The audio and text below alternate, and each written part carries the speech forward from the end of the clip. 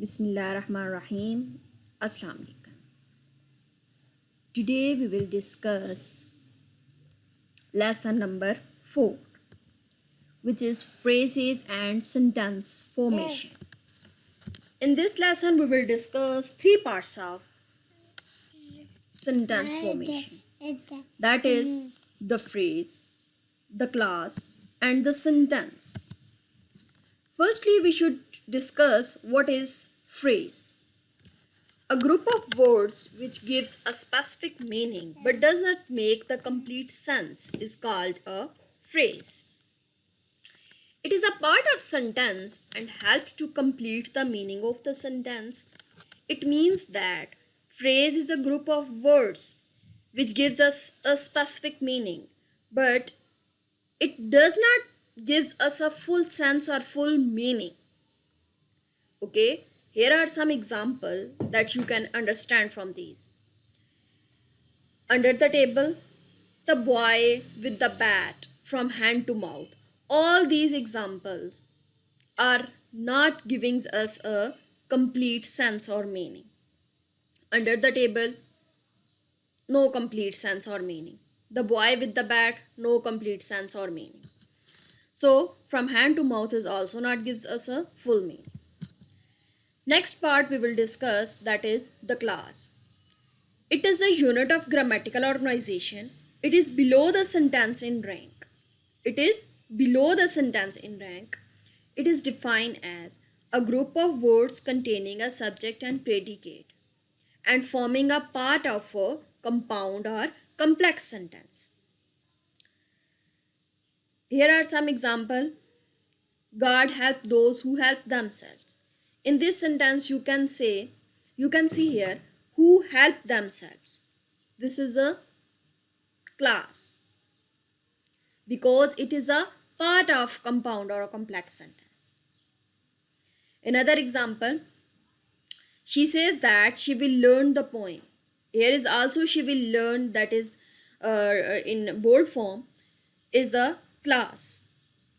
And in another sentence she says that she is a nurse.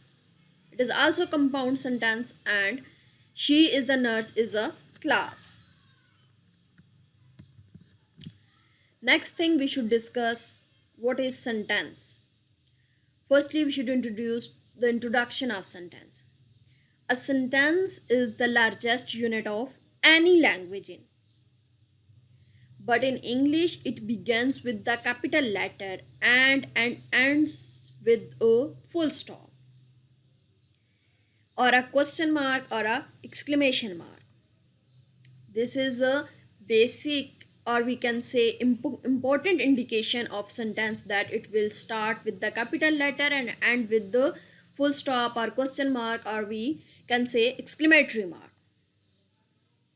So the definition of sentence is, the sentence is generally defined as a word or a group of words that expresses thoughts, idea by giving a statement, order, or asking a question, or a exclaiming or exclamatory sentence.